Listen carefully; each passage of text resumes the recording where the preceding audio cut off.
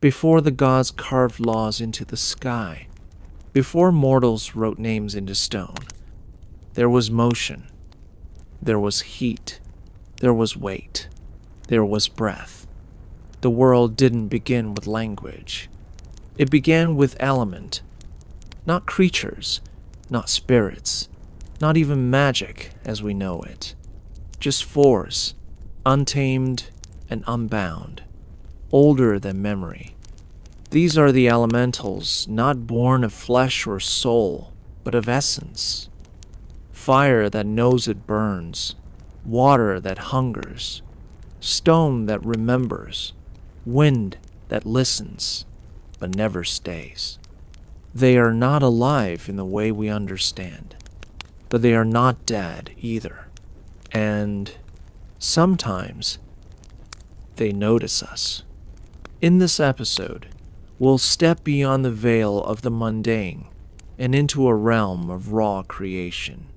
We'll dive into the endless storm of the plane of air, feel the crushing silence of the plane of earth, dance within the furnace of the plane of fire, and sink into the abyssal calm of the plane of water.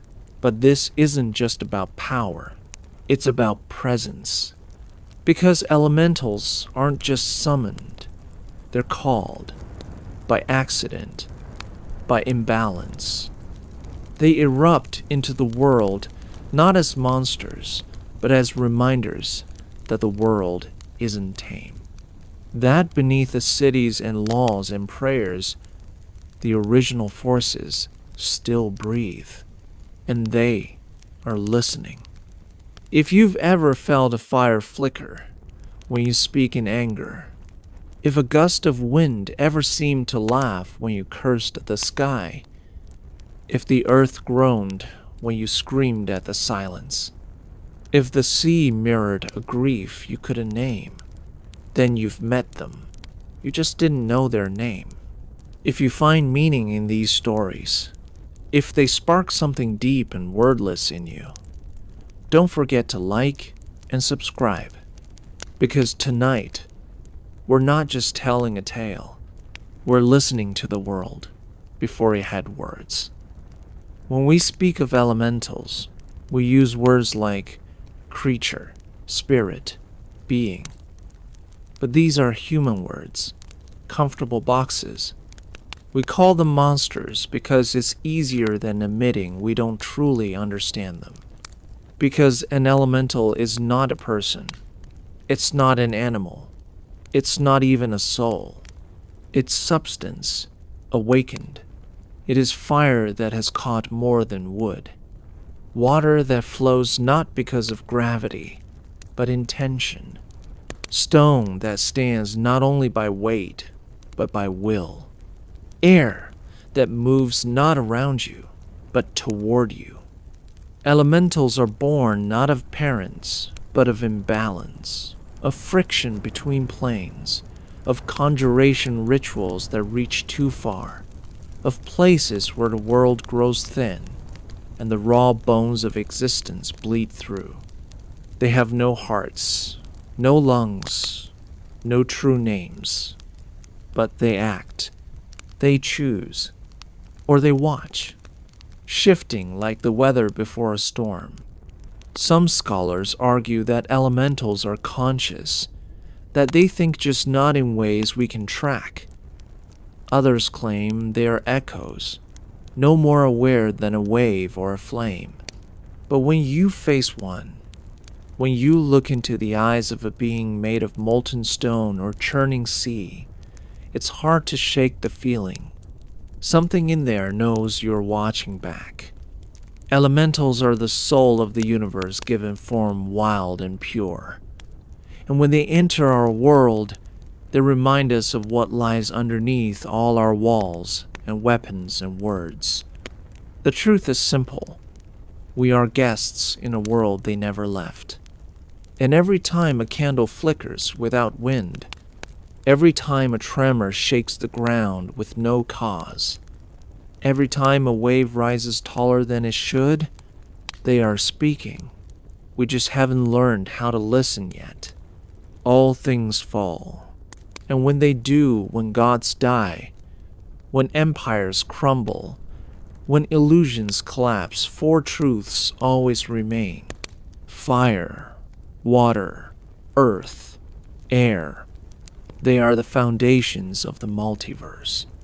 Not decorations, not metaphors, pillars, holding up everything that is, was, and might still be.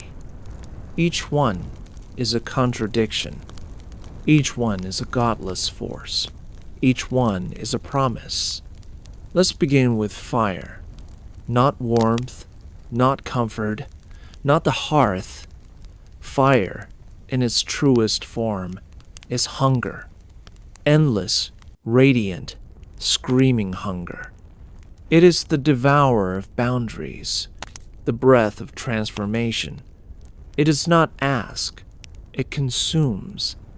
And in that destruction, something new always rises.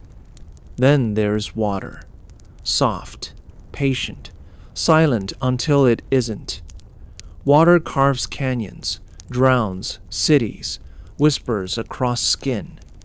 It is memory, depth, weight. The only thing that can cradle or crush with equal ease. Water doesn't fight, it waits. And in waiting, it wins. Earth is older than history. It doesn't speak in sound, it speaks in pressure. It remembers everything, every step, every buried secret, every foundation laid in hope or fear. It is not stubborn, it is inevitable. You don't move the earth, it moves you. And air wild, free, restless. The dancer, the trickster, the unseen hand that shapes all things and claims nothing. It's the whisper behind your ear, the shriek between mountaintops. Air is freedom, beautiful, reckless, and never still. These four are not allies. They do not coexist in peace. They collide, clash, churn. Together, they create the weather of reality, the storm of everything. And where they gather, something opens. Because when one force rises above the others, when balance breaks, consciousness can slip through. And suddenly, fire has eyes. Water has intent. Stone has wrath. And wind has teeth. The material plane is a negotiation, a compromise between chaos and form, a place where air, fire, water, and earth exist in balance, always tugging, never winning. But beyond it, past the misty boundaries of mortal understanding, lie the elemental planes realms, where that balance no longer applies. Here, each element reigns alone. The plane of fire is a sea of flame, broken by volcanic islands and rivers of magma. The sky glows like a forge, and the air itself burns. Fire elementals glide through ash storms like dancers, leaving trails of heat in their wake. It's not hell, it's pure combustion, passion without end. The plane of water is endless ocean. No surface, no floor. Just pressure, silence, and motion. Currents twist like serpents. Leviathans drift in the gloom. Even the light here feels slow. This is not the sea you know. It is water at its most infinite, its most alien. The plane of earth is mass, stone pressing on stone, endless tunnels, caverns the size of cities, diamonds the size of towers. Gravity is strange here, optional, shifting. The deeper you go, the more you hear the low hum of the stone thinking. Slow, unforgiving, immortal. In the plane of air, a sky with no ground, no horizon. Islands float like dreams, storms form, and vanish without warning. It's a place of motion, of altitude, of freedom that mocks those who try to contain it. Air elementals don't walk. They exist between every breath. These planes aren't just backdrops. They shape the beings that live there. Elementals formed in fire burn hotter than their summoned kin. Those of water are deeper, darker. Airborne creatures speak in currents. Earthborn ones dream in centuries. To visit these planes is to be unmade, not because they hate you, but because they don't care. Your body is a suggestion, your breath an interruption. These are not realms meant for mortals. They are where the elements dream without us, and sometimes those dreams leak through. Have you ever stood in the wind and felt it tug at your sleeve, like it wanted something? Not a gust, not a breeze, something else. A message you couldn't quite hear but somehow understood. That's how elementals speak. Not in words, not in symbols, not in anything you'd find in a book. They speak in motion, in pressure, in presence. When fire leans toward you, it isn't by accident. When a stone shifts beneath your foot at the wrong moment, when the rain falls heavier, only over your head, when a single breath of air whispers your name into your ear with no one else around. They're not just reacting, they're reaching. It's not language the way we know it. It's more like resonance. Emotion passed through texture. Thought poured into temperature. Will carried on water's surface. And once you've felt it, once you've truly noticed, you begin to wonder, how long have they been trying to speak? Some scholars claim powerful conjurers have learned fragments of the elemental tongue, that certain gestures, movements, even emotions can draw out replies, not commands conversation, though rarely safe, because understanding them means being understood in return.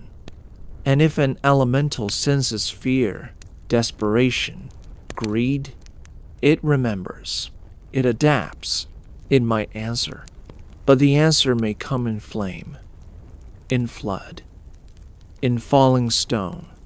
Still, some try.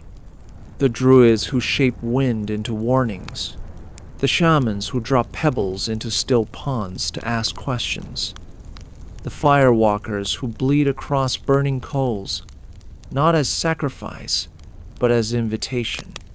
Are they mad? Maybe. Or maybe they've simply learned to listen differently, to feel meaning in the crackle of a flame, or the stillness before it strikes. Because the elements are speaking, and the question isn't, can they talk? It's whether you've ever been quiet enough to hear them. It always starts small. A candle that won't go out. A stone that bleeds dust when no one touches it. A wave that moves against the wind. Most people dismiss it. They call it weather, coincidence, nerves. But those who've seen it before know better. That's how the world begins to wake. Elementals rarely burst into our reality fully formed. Most arrive in fragments, first symptoms of something ancient, primal, and near. A change in pressure, an unnatural silence, a flicker of heat where no fire burns. These are the signs. An ember that doesn't cool even after the fire dies. A boulder that shifts in the corner of your eye. A mist that follows only you. A draft that finds the back of your neck indoors, no windows open. They're not attacks. They are introductions. The boundary between planes doesn't always shatter. Sometimes it thins. A summoning spell, miscast. A planar convergence. A place where the elements grow restless, forgotten temples, dying forests, battlefields where magic screamed too loudly. And when that veil wears down, something comes through. Sometimes it's subtle. A single ripple in the river that never stops. A tree scorched from within. A dust storm that circles the same ruin year after year. Other times, it's not. You'll see shapes in the storm, hear footsteps behind walls that should never echo, feel heat when you pray for light but find none. That's not just the world reacting. That's presence. Elementals trying to take shape in a world that was never built for them. And when they fully manifest, when that moment arrives, what you see is not a creature entering the world. It's the world rearranging itself around something that was always waiting to return. What does it mean to summon a storm? To pull fire from another world and give it shape? To bind the breath of a plane to your will, just so it might fight for you? We call it conjuration. We call it spellcraft. But elementals, they might call it slavery. There's a difference, an ancient, brutal difference between an elemental that's called and one that's free. Bound elementals are summoned, ripped from their native plane by arcane formula or divine right. They don't arrive willingly. They're pulled, shackled by runes, compressed into forms they didn't choose. Golems, weapons, sentries, soldiers. They don't scream when it happens. They boil, silently, unseen. And sometimes, when the ritual breaks or the mage dies, the bindings slip. And then, the flame remembers it was never meant to answer orders. But there are wild elementals too, unbound, uncalled. They arrive when the veil weakens or when the world forgets its place. They do not take orders.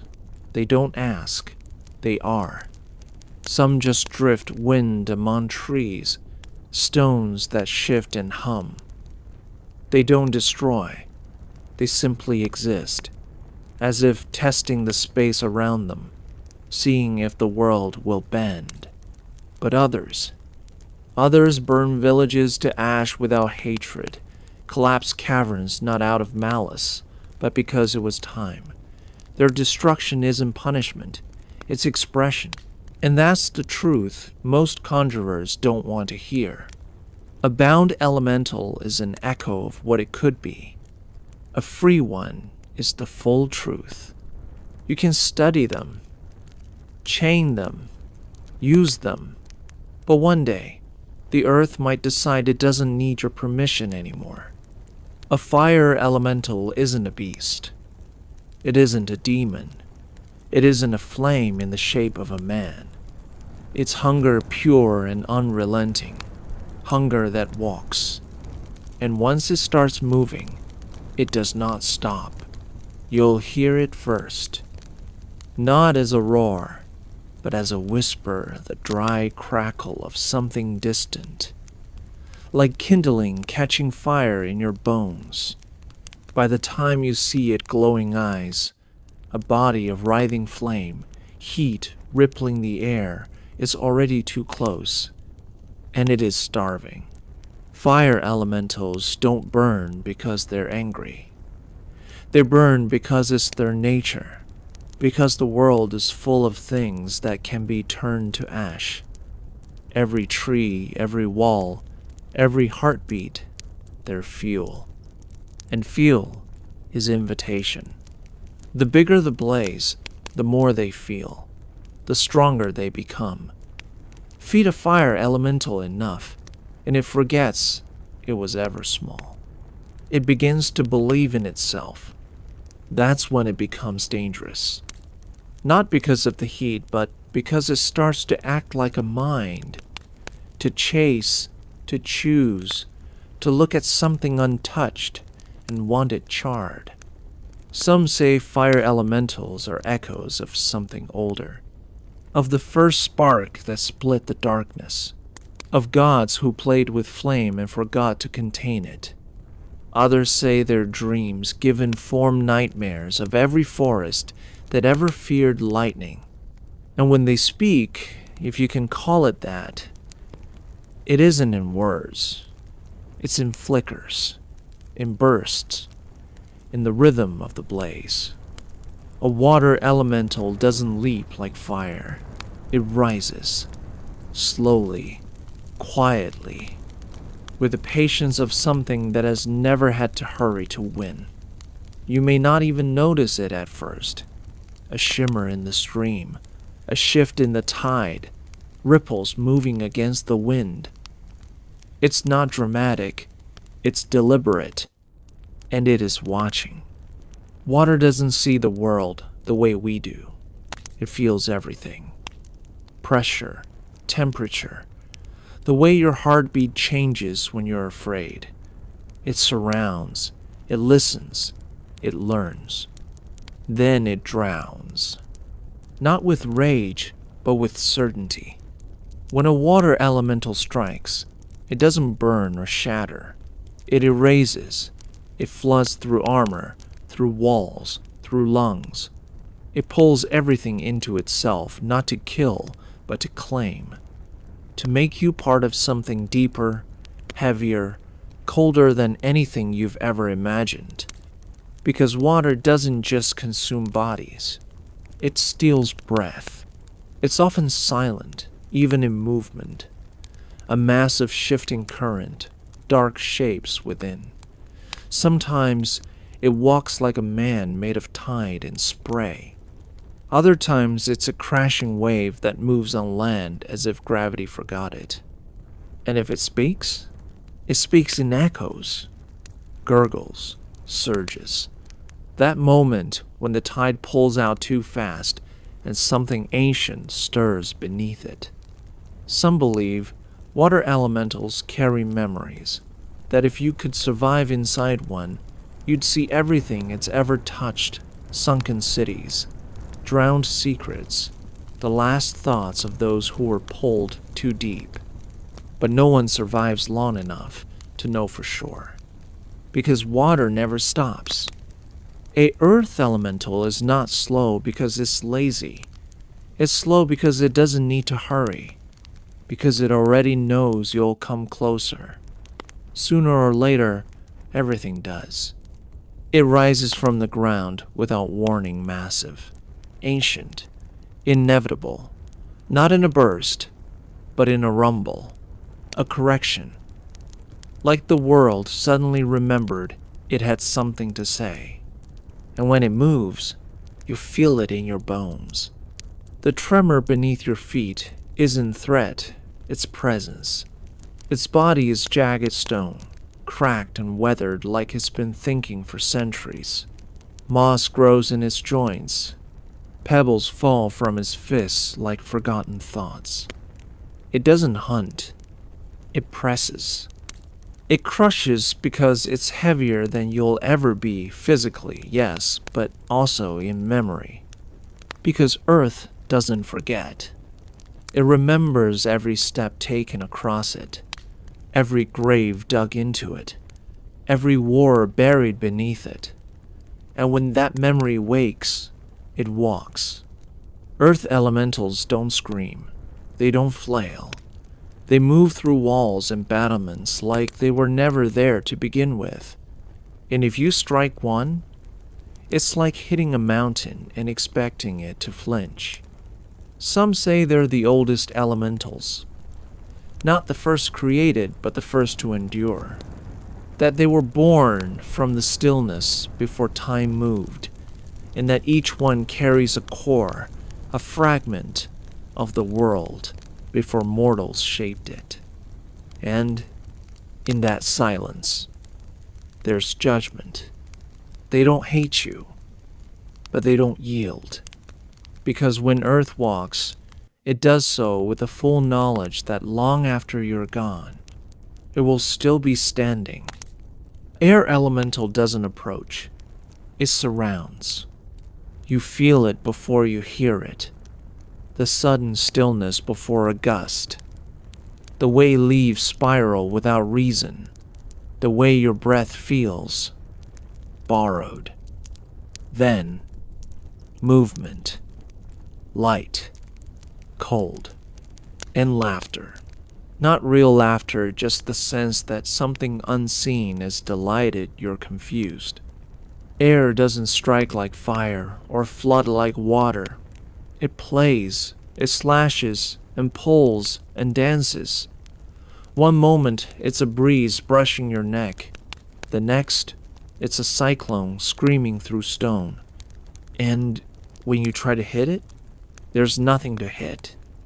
Its body is shape without form, tornadoes wrapped in suggestion.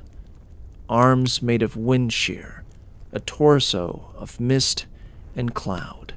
Sometimes it's barely visible, only the outline of motion. Sometimes it's a roaring funnel that tears rooftops into the sky. But no matter its shape, it never lingers. Air elementals are chaos.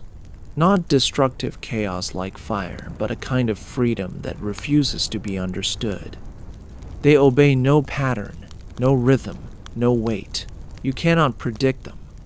You cannot contain them. They are the whisper of the sky saying, "You don't belong up here." And yet, they're not always violent. Sometimes they hover, watching, listening, moving around you without touching, like a question left unanswered. If they had a voice, it would be in the pause between words, the inhale that never becomes speech. Some say they carry secrets, that if you stand in their path and listen long enough, you'll hear things whispered on winds from 1,000 worlds. That air elementals remember every scream they've ever carried. But no one remembers them, because they never stay. They're the last thing you hear before the cliff gives way. The sound just before the lightning strikes. The echo of your own breath when you realize you're alone. And then, like all things airborne, they're gone. Fighting an elemental isn't like facing a monster. It's like being caught in a natural disaster with a mind. They don't posture. They don't hesitate. They simply act because force doesn't need permission. A fire elemental doesn't trade blows. It surges forward, devouring ground, turning weapons to molten slag. Every moment it burns, it grows, not just in size, but in certainty. A water elemental flows around your defense.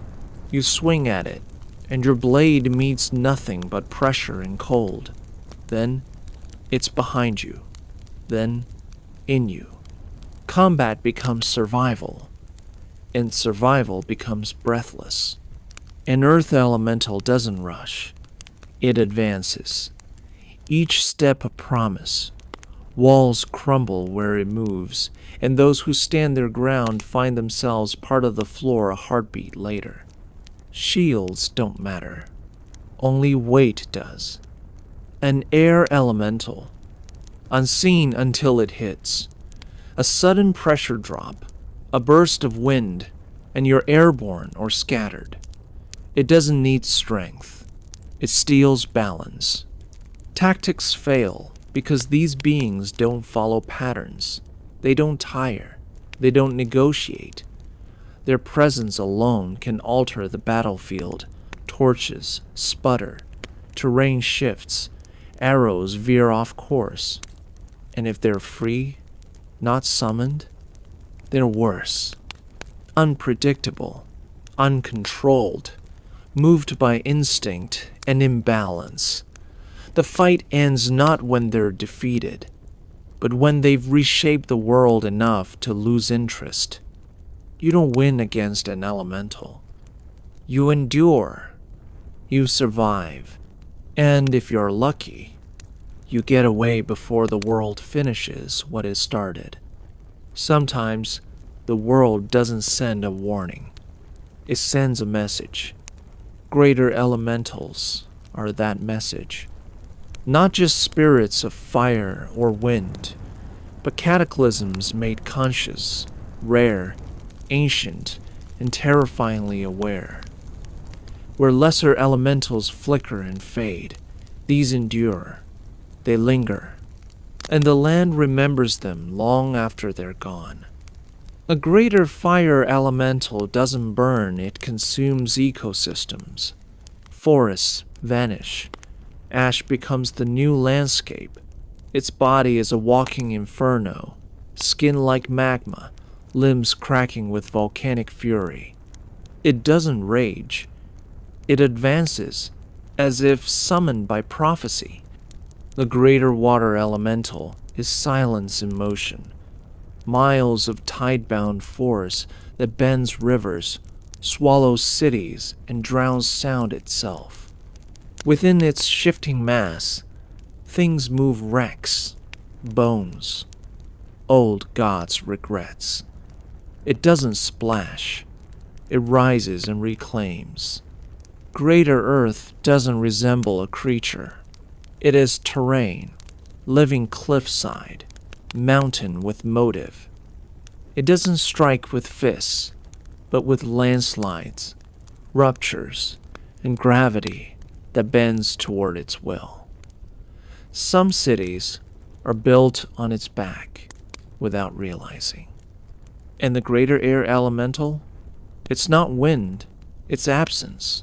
The sudden drop in pressure before a storm. The scream inside a hurricane. It doesn't charge, it pulls. You feel it in your lungs first, and then your thoughts scatter like dust. But what truly sets them apart is this. They don't act randomly. They arrive when something has shifted, when a seal breaks, when a ritual misfires, when the balance between planes cracks. Some scholars believe they are guardians of elemental law. Others fear they are agents of its unraveling. Either way, they don't arrive unnoticed, and they never leave quietly. Elemental magic is seductive. It promises purity. No curses, no gods, no twisted contracts. Just the raw, beautiful force of the world channeled through your will. But the elements don't like being tamed. Casting elemental magic isn't about control. It's about balance. Every time you draw flame, the plane of fire notices. Every time you summon a gust, the wind remembers your name. And if you ask too often or too forcefully, the elements might answer uninvited. Wizards who specialize in this field often mistake it for a science. They study formulas, geometry, ley lines. But true elementalists, the ones who survive, speak of respect, of knowing when to stop, of listening before casting. Because the elements don't care about your intentions, they react to pressure, and pressure builds. An incautious summoner might think they've bound a fire elemental until it realizes the sigils are flawed, until the air thickens, until the glow in the corner of the room starts breathing. Some magic stirs the elements gently, a breeze to carry a whisper, a spark to light a torch. But other spells provoke them. Tidal waves, earthquakes, storm calls. These aren't just displays of might, they're signals. And each time a mortal casts such spells, the veil thins, repeats enough times, and something starts to look back through it. Not all who command elemental forces are summoners. Some host them, a soul tethered to flame, a heart that beats in time with the tides. Sorcerers born of storms, their bloodline marked by the world itself. They are feared for good reason. Elemental magic gives you power, but the more you take, the more the world takes notice. And the world doesn't ask questions. It only answers. You've heard the stories. The storm that broke over a grieving village. The wildfire that roared when a child screamed. The tremor that answered a king's final breath. Coincidence? Maybe. But some believe otherwise. There are scholars, those who listen more than they measure, who claim the elemental forces respond to feeling as much as to ritual. That when emotion becomes too vast, too raw for a mortal body to contain, the elements listen. And sometimes they answer. A weeping soul in a forgotten chapel finds rain falling indoors. A rage-filled warrior cracks the ground with a single step. A terrified mage draws lightning without ever saying a word. Not because they commanded it, but because something understood them. Elementals, after all, are not dead things. They are movement, vibration, response, and emotion. True, overwhelming emotion vibrates deeper than words. It breaks rules. It bends planes. It resonates. Some elementalists train their hearts more than their hands. They learn to channel focus, not just flame. Calm themselves before calling air. Mourn before summoning water. Because they believe control isn't about force, it's about honesty. To lie to the elements is to risk silence, or worse, rejection. But for those who learn to feel in rhythm with them, a different kind of magic opens, one without sigils or staves, one where power flows naturally, like breath or grief or fury. Dangerous, yes, but also deeply personal.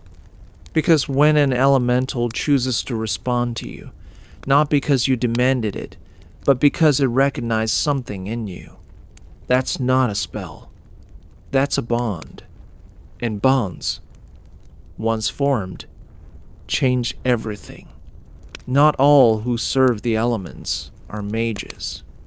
Some worship. In the corners of the world, deep caverns, lonely peaks, isles hidden by mist, there are those who kneel before fire, stone, wind, and wave, not as tools, but as gods. These are the elemental cults. To outsiders, they seem mad praying to hurricanes, carving temples from lava tubes, whispering oaths into rivers. But they see the world differently, not as something to shape, but something to honor, to appease. Each cult is unique. Some offer sacrifices wood to flame, blood to earth. Others perform dances, songs, or fasting rituals aligned with solstices or volcanic tides. They don't always seek favor. Often, they just want to be heard. And sometimes, they are. There are stories of priests swallowed whole by whirlpools, only to return months later, skin pale as moonlight, eyes glassy as the sea. Of children born during lightning storms, raised by wind callers who claim they carry the breath of the sky. Some cults crave power. They serve not out of reverence but ambition, believing devotion will grant them dominion over the raw forces of existence. These groups are often dangerous, their rituals aggressive, their leaders unhinged. But others, quieter ones, worship from a place of awe. They don't want to command the elements. They want to understand them. They believe each flame has a name, each stone a spirit, each breeze a memory. And once in a rare while, the elements answer their devotion not with destruction, but with grace. A drought ends after a week of silent prayer. A volcano halts its eruption for a child's birth. A landslide stops inches from a sacred shrine. Coincidence? Possibly. But to those who believe, the elements are not mindless. They are ancient, listening, watching, waiting. Not gods in the traditional sense, but still worthy of reverence. What if fire had a homeland? What if oceans dreamed in a language of stone and wind?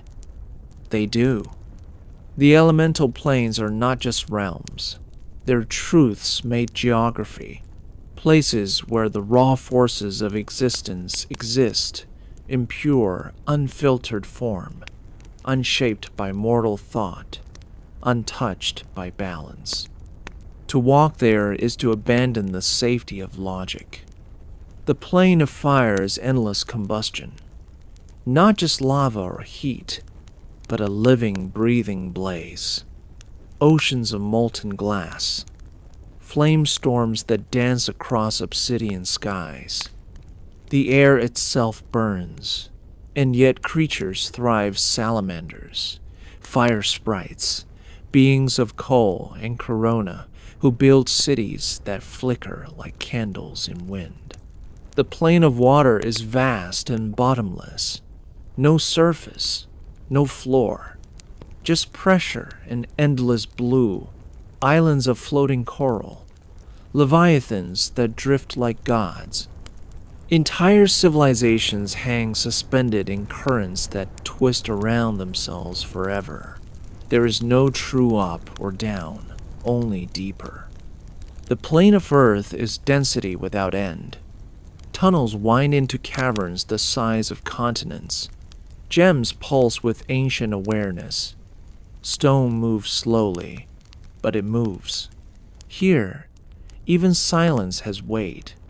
Earth elementals build cathedrals of granite, not for beauty, but for resonance, to shape the vibration of time. And the plane of air is impossible to map. It's not empty, it's alive. Floating towers, gravity-defying rivers of mist, thunderclouds with memories. Nothing stays still.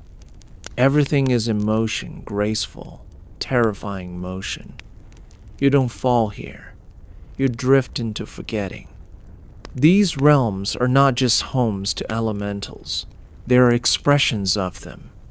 Every spark, every gust, every pebble or ripple in the mortal world is a whisper from these distant dominions.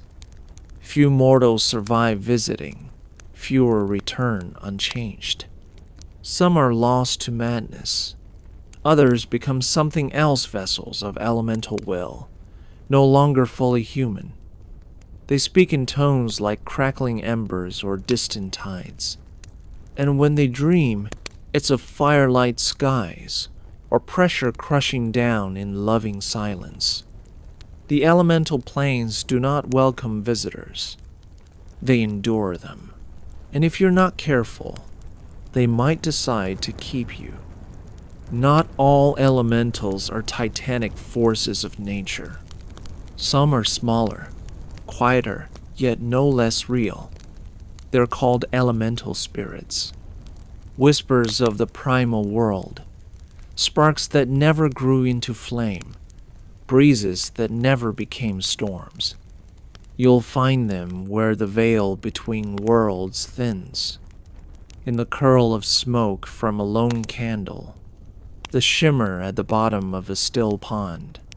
The sigh of wind between forgotten stones. They aren't summoned. They simply appear, drawn by resonance, by rhythm, by presence. A cinderling might flutter from a hearth and dance for hours, never burning a thing.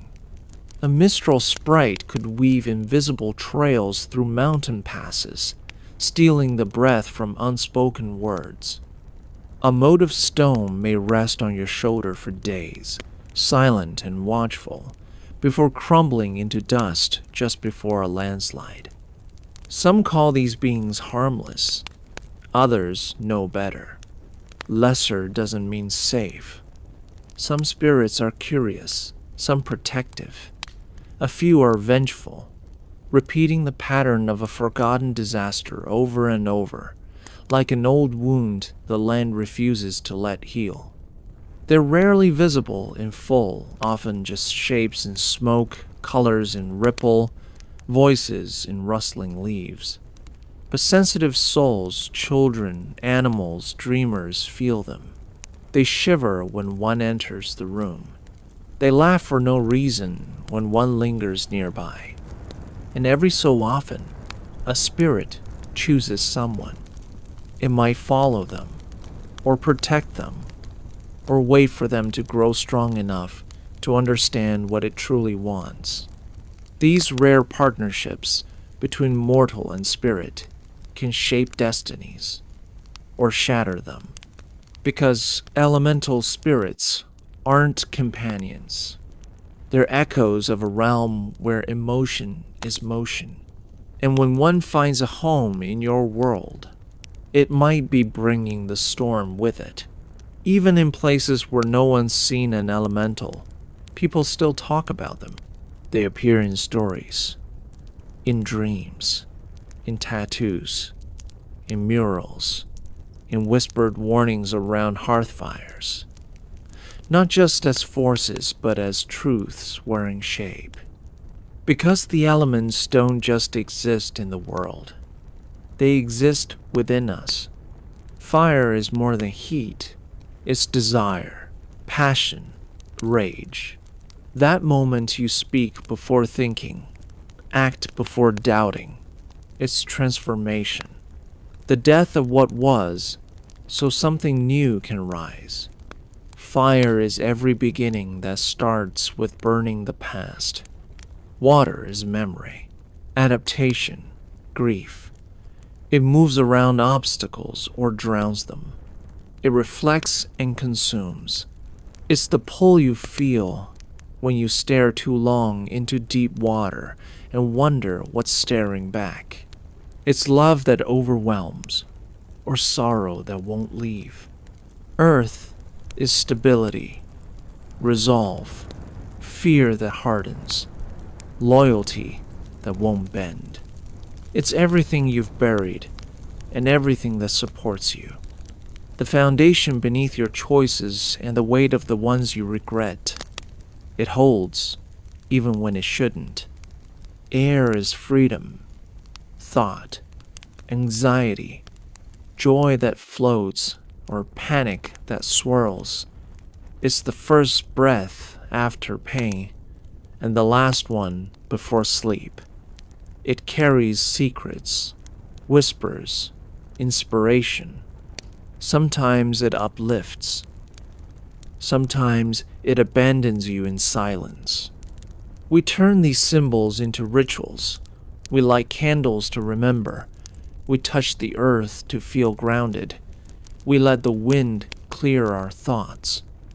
We cry and call it cleansing, even without knowing it. We're always invoking them.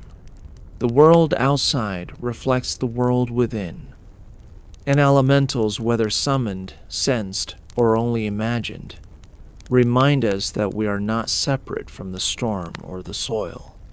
We are the weather. We carry fire in our chests. We move like rivers. We anchor ourselves in stone. And we vanish like wind. They don't have hearts. No breath, no blood, no hunger or sleep. And yet, you feel them watching. Elementals are not alive in the way we understand life. They don't think. They resonate. They don't speak. they echo. What they are truly isn't a creature, but a truth that can no longer stay silent. They exist because the world exists. Because the world feels. Sometimes that feeling is peace. The crackling warmth of a fire on a winter night. The steady lap of waves. The mountain that holds a village safely. The breeze that cools a fevered brow. Other times is grief, or fury, or imbalance. And that's when they walk. Not to punish, not to teach, just to be. Just to remind us that there are forces in this world older than kingdoms, deeper than memory, louder than prophecy. To study them is to approach a kind of reverence. To understand them, even in fragments, is to recognize how small we are and how connected. Because even if we never summon one, we're shaped by them every day. We build fires. We cry into rivers. We break upon stone. We whisper into the wind. And when our time ends, it's the elements that take us. Ash to flame, flesh to soil, tears to sea, breath to sky. So no, the elements aren't alive, but they're never, ever dead. And if you've made it this far, dear dreamer, thank you for walking beside me through the primal heart of the world. If this story sparked something in you, consider subscribing to The Sleeping Bestiary. There's always another tale waiting somewhere between shadow and sleep. Until then, rest well, and may the elements remember you kindly.